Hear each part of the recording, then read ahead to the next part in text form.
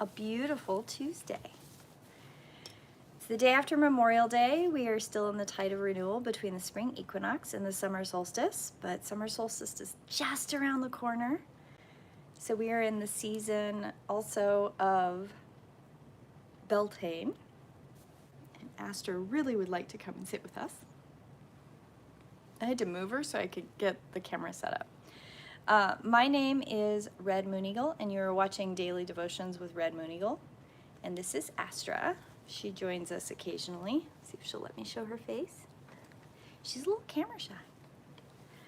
Okay, sit down. There you go. Okay. So in Sacred Self-Care today we have number 16, Make an Altar. The mantra is, I dedicate space for my sacred ritual practices. And then the journal prompt is, what do you feel that your altar is missing that you would like to add? Or if you don't have an altar, what is stopping you from creating one? I want to give a few minutes to altar. I have pretty much an altar almost in every room. The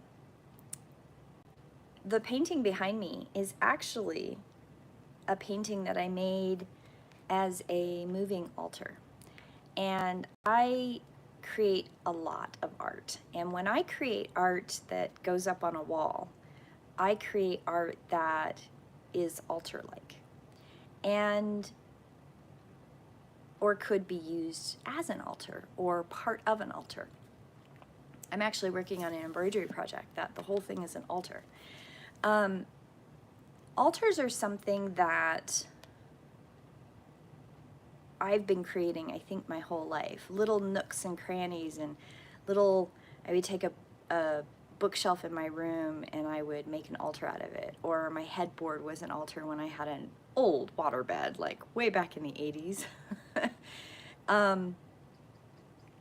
And it's something for me it's a workable piece of space that moves around, that you add things to, and it is a living representation of the sacredness that I honor in the world around me. I'm pretty notorious for making sure that all the elements are represented. I love the idea that when we create sacred space in our homes, it is the sacred mindfulness, the connection. Not everybody does it that way. My altars are very messy. One of the things that years ago I was working with some friends, and they were of a Alexandrian Wiccan background, and one of the things that one of my friends said was, your altars are so messy. I was like, yep. It's ordered chaos. And I love it. Okay, so I think everybody should have altars. I sit here in my little nook at the house, and I have my stones that are next to my painting here.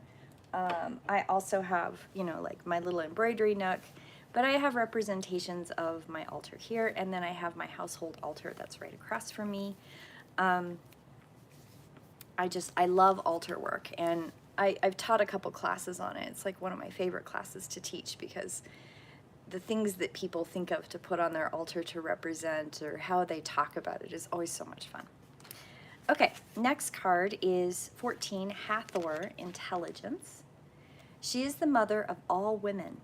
She is the goddess of love, passion, and beauty. Her parties are orgies of intoxication, joy, and music. She is also associated with childbirth, delivery, and children. She is portrayed as a young woman with cow horns on her head. The sun disk is placed between the horns, which is why she is also called the divine cow. But she also has a destructive side. Try to create pleasant situations and make most moments you experience. In love, Hathor helps to intensify sexuality, the senses, explosion of life, of everything capable of being born. Increase of wealth in all areas, especially material ones. One of the cool things about Hathor that, oh, I was going to put her together with another one. I'll talk about her in a minute. Okay. On our animal spirit guidebook, we have the raccoon this morning. Talented, shadowy, and hiding, raccoon energy is at play within all artists to a greater or lesser degree. At best, it indicates talent, tenacity, and skillfulness with a particular musical instrument or creative tool. Its shadow side points to an unresolved issue about self-image and success. Sometimes using a stage name or wearing a mask works in the artist's favor, and other times it limits creativity. Am I who my audience thinks I am? What if I am ready to grow into something more? Raccoon energy won't let us off the hook until its creative ego fear is resolved. When in balance, generous, friend, exceptional artist. When out of balance, competitive, starving artist. To bring into balance, make new work. Okay, so there's raccoon and, let's see, shadow. Oops, mystical shaman oracle. I've got shadow on the brain, sorry. Number 3, the arrow. Receiving this symbol reminds you that when you are in alignment with your heart and soul, you are on target and will soon be hitting your mark. To be true to your calling, release attachments and free yourself from the bondage of unbridled ambition. Now is revealed to be a moment of contact in which your intention meets the material world. The arrow symbolizes the need to set your creativity free. The invitation of this card. When the arrow zings through the air, it is inviting you to pay attention and signify that you are about to make your mark at some aspect in your life. It illuminates the moment of contact when you know that your desires and intentions have traveled on the wind and landed in the perfect place for your higher good.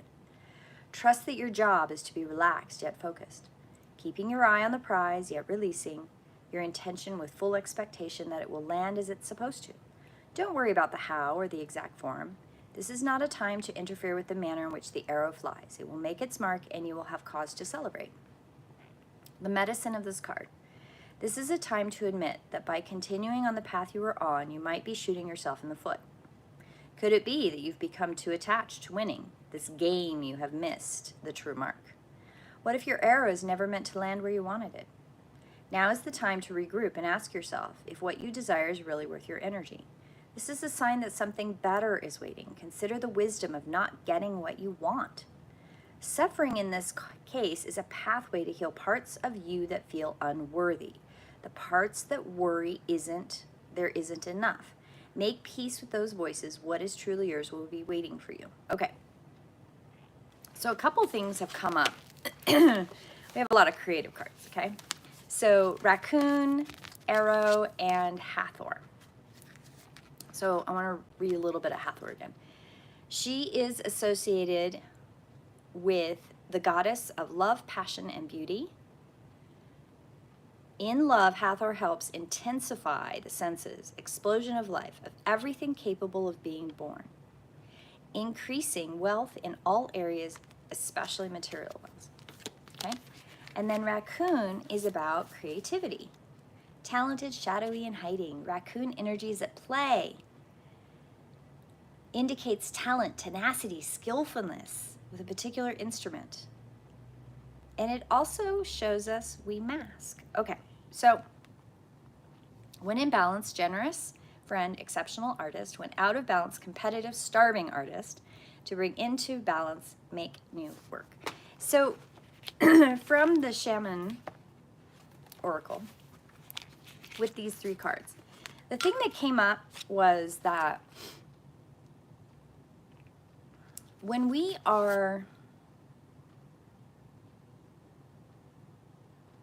sitting in our place of what I guess we'll use the natural number language, when you're sitting in your activation, whatever that activation is. I woke up thinking about a friend who was identified as a natural number 5, and her sister's probably a 4, so she has a lot of qualities of 4. And one of the things that she will say occasionally is, I'm not that creative, because 5s are always up here. They're up in the crown. They're always up in the thinking place. And she is so creative. She's so amazing. She has so many wonderful ideas.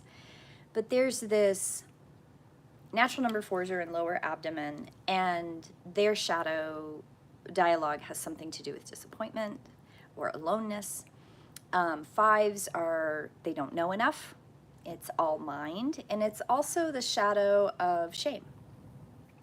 So when looking at these cards, I woke up thinking about my friend, and then I drew these cards and I thought, wow, how amazing would it be if the creativity that we all hold in our bodies were encouraged in different ways through different natural numbers in a holistic, healthy way.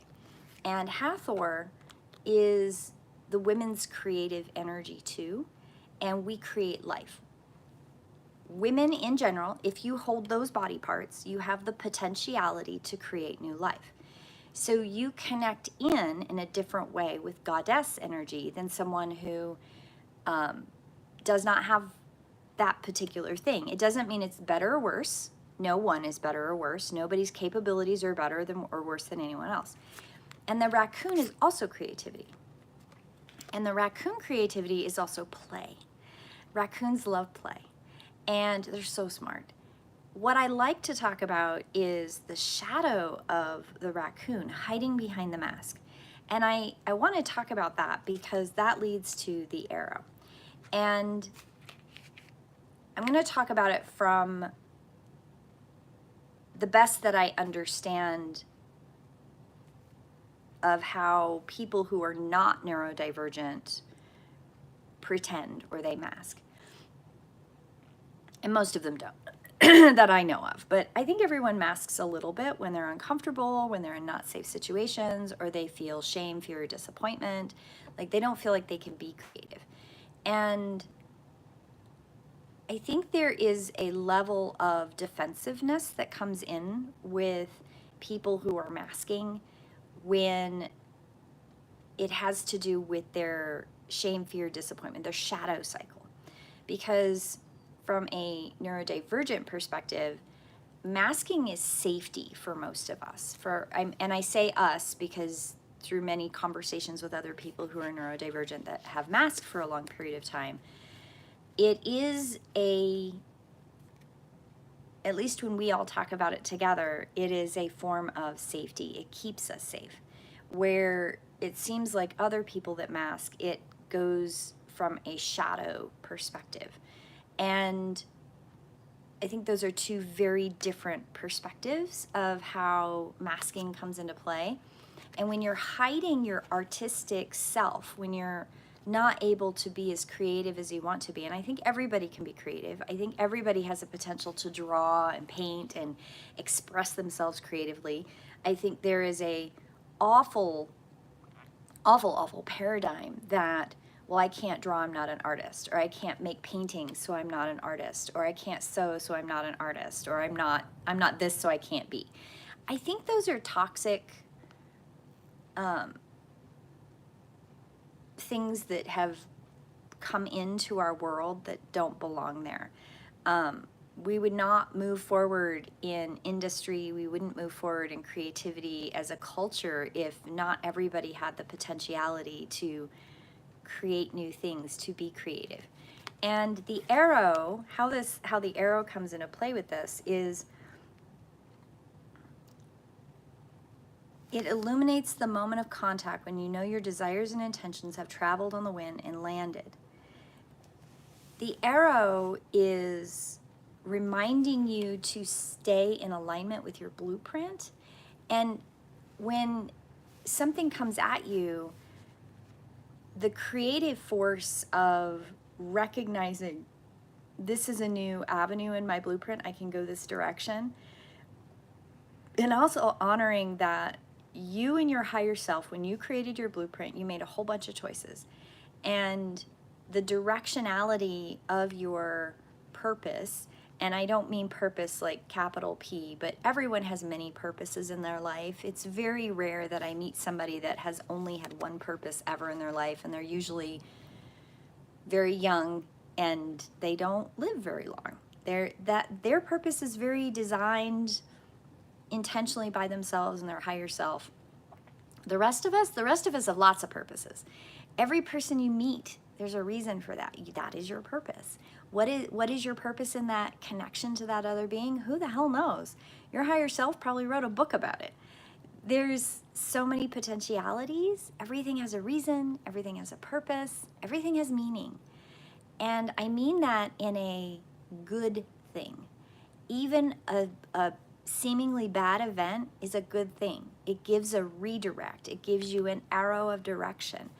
And I like how this card talks about being careful, continuing on your path and making sure you're not shooting yourself in your foot, like regroup. Really make sure the direction you're going is aligning with your purpose and your creativity and your expression of self and your ability to be safe. So a discussion has come up a couple times in the last couple weeks, very specifically about safety and community. And one of the things that I want to send you over to Living Luna and sign up for Safriana's masterclass on consent, because she talks about, very specifically, she talks about consent in how we communicate with one another. She talks about consent in how we navigate our world to be as respectful and honoring of other people as much as we honor ourselves. And I want to go with that with these cards in a direction of, when you hang out with a group of people, and I've got watchers that are across the country now, and one of the things that I get asked all the time is safety in groups, being able to be your authentic self in a group of people, how to represent yourself in the world where you can be safe and honoring to yourself and to others. And there's a lot of sensitive people in the world that have become very, well, there's layers of things going on, right? There's social media, which I am participating in. This video is going to go out in social media. So a lot of social media screen time that does things to the brain. We know that neurologically.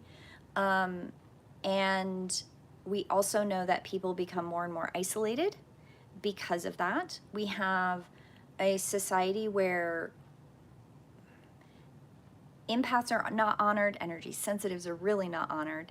We have a world and a culture right now that there is genocide happening in several places in the world right now. We have a political climate this year that is so toxic. We have a lot of things going on.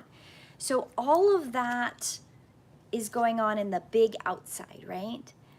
And some of it personally for you. And when you have relationships with people and you want to create safety in those relationships, in those communities, one of the things that we have to learn to do is be authentically, creatively ourselves and be safe in that space. And it's come to my attention that, I mean, it's something I've been working on for years. How do I be safe and be me? That's a big question in my world all of the time. How do I be safe and how do I be me?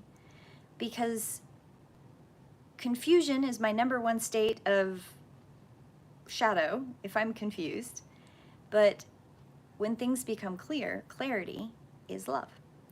And one of the things that I've been leaning into is that taking off the mask and allowing myself to play in a space, play with words, accept however somebody responds, whether it's good or bad, or it's accusatory or not, or if they come from a place of shame or fear or rejection or whatever. It's okay to sit with that. It's okay to play in that place of acceptance. And I don't mean play with their emotions, because that's not what I mean, but allow myself to find the joy of, no matter what their reaction is, I'm going to love them. Because the clarity of who they are as an entity, I know who that person is.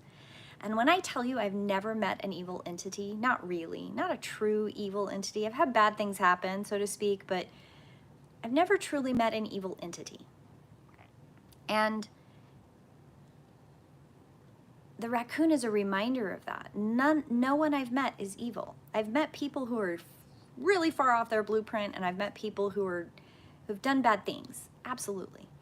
But if I allow myself to play with the knowing that every entity is good, their blueprint just might be different. It allows me to accept no matter what their icky behavior is, there's still love inside. There's still something beautiful there. And Hathor tells me that every new connection, every new moment is a birth of a new opportunity. I can't go backwards to yesterday. Not in this meat suit anyway, right? I can't go backwards. I'm always moving forward. And that forwardness is a birth of a new moment, a birth of a new lesson, a birth of a new opportunity. Everything I do has the potential for a new lesson. Yesterday I had an amazing awakening, and it was awesome. It took a lot to kind of get there. The day was kind of sucked into this void of weirdness, but it was amazing. And I got to sew a little bit on a shirt for my husband. And the arrow is the acknowledgement that we're always moving forward, but what you think your purpose is might indeed not be a purpose. And when you hold attachment to your moving forward, when you hold attachment to what you think the lesson is, or what you think the teaching is, or what you think it is, you've gone into mind. And going back to the wheel, going back to the wheel, body, mind, emotion. If you mind it always, body, mind, emotion, spirit, if you mind it all of the time, you're gonna miss something. You're gonna miss something. You have to go within the wheel. If you think you're headed in a direction, if you think, okay, I think that this is my purpose, I'm gonna teach this magical thing. Okay. Is that your mind, heart, spirit, body? What's telling you that's the direction you're going? Is the universe conspired to show you this thing? Great. I have at this point now, I have 4 or 5 potential manuscripts. Are they all one book? I have no idea. I could. Is some of that co-authored? I think so. Does some of that require art? Maybe. That sounds like fun. Or maybe I don't. Maybe I don't write at all. I don't know. I know there are things that I want, but I also know that the arrow of shooting an intention out into the universe, people talk a lot about intention, right? There's consent in your blueprint and the designs of how you chose to work in the world that have to do with that arrow. If you think you're here to teach a thing, great. But also allow the movement and the creativity and the intersectionality of the people around you to teach you whether or not that is part of where you're going or not. Because it might not be actually where you land. When you become very, very attached to something, and the universe is conspiring constantly to say, hey, you might be getting off track. Hey, you might not be going that direction. Give yourself the grace and okay and knowledge and the release and the play and the movement, and allow the birthing process to happen. It doesn't mean you don't do hard work. I had somebody tell me or ask me a long time ago, this is somebody I'm thinking of many, many years ago actually. She says, I feel like I'm doing everything I can to, she was working on a PhD, getting into a PhD program. She was like, I'm doing all the things to get into this PhD program. I'm doing all the things they tell me to do. I'm working so hard, and I feel like the universe is just out to get me. And I asked her why, and we kind of talked about it. And I asked her, I said, is your attachment to the PhD program because you really want to do this thing? Or can you do this thing in a roundabout way? And we talked about it a little bit, and she went away, and then I heard from her 2 months later, and she was in England. And she had the opportunity through a friend to do this project that she had been looking at a PhD program where she could enter this study thing. And she wanted to run a study, and there was actually somebody in England running the study at that moment that she was applying for the PhD program. And every PhD program she applied to 4 different ones so that she could do this program. And when she finally just like started looking outside of that, she found somebody in England that paid for her trip to England, paid for her housing, paid for all the things. It was like the universe opened up, and she went, oh my God, the arrow, right? Like the direction I was going was correct, but what I had attached myself to wasn't the way to get there. And so it doesn't mean you don't do the hard work, but there's a lesson in everything if we just allow ourselves to be connected. And remember, this is my new favorite analogy. Your blueprint, you wrote your blueprint. So if you're somebody who likes peanut butter cookies and oatmeal raisin cookies and chocolate chip cookies, you're not going to put in your blueprint macadamia white chocolate cookies, and you're not going to put Thin Mints in your blueprint. You're not even going to put them in your blueprint if what you're focused on is peanut butter, oatmeal raisin, and chocolate chip. Like, it's the same thing. That analogy works with everything. So everything is a lesson. Everything is a lesson. Everything is an opportunity. Everything has purpose. Nothing is random. But also know that you in your higher self know who you are. So if something is truly an antithesis to who you are as an entity, you're not going to give yourself lots of Thin Mint cookies if what you really want is oatmeal raisin. It's just not going to be an opportunity for that. So trust yourself. Trust your higher self. And also know that there's a lot of work with this. There's a lot of connections, and there's a lot of masking and a lot of unmasking. And to be your true self, to follow your arrow, you have to lean into trusting that everything is going to be hard and easy. Everything's going to have light and shadow. And when stuff comes up, that's okay. We need each other. We can't do this in isolation. We need each other. So that might have seemed a little random, but there was, yesterday was kind of a catalyst moment for me with being able to unmask and speak to purpose, and stepping into power and stepping into who I am. I do it all the time with daily devotions. There's no masking here. This is just who I am. I show up in my house dress. I show up sometimes with my hairbrush and sometimes not. I sometimes brush my teeth, sometimes I don't. I always have my cup of tea, and I pull the cards and I sit and I'm just here with you. And there's no designs other than to share with you that you're not alone. And one of the things about voice is that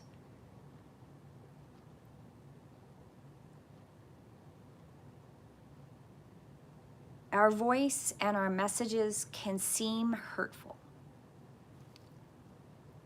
And that usually comes from a place of our own shadow, our place of our own shame, fear, disappointment, right?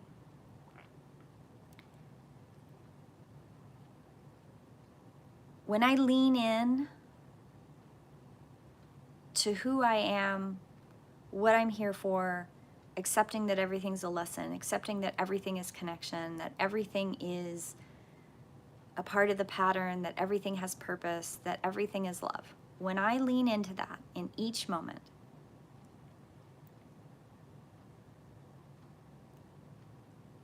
there's this amazing thing that continues to happen. And that's that the people around me grow and they lean into their own power. And you know what, guys? That's what brings me joy. That you find your power and that you find your connection and you find your purpose and you find your joy and your bliss. When you find it, I know that the next moment will bring more and more. And we all do it a little bit together in our little microcosm of what our friends group are, is our connections, our job, our coworkers, our family, everybody that we're connected to. When we lean into that voice and we lean into that power and we follow our arrow, we all have the potentiality to change the paradigm from this toxic, fear-based, run around like chickens with our head cut off world. And we stop hurting each other. Hurt people hurt people. So when you're hurting, you hurt others. There's a Instagram guy, he's like a theater teacher in Florida, and he says, find your joy. And I thought, oh my goodness, that is so beautiful. Find your joy, find your place of bliss. Find the place that in your body is happy and bring that forward. Find your voice, find your creativity. Creativity is key. We all have it. Have a blessed day, and I will see you in prayer. Bye-bye.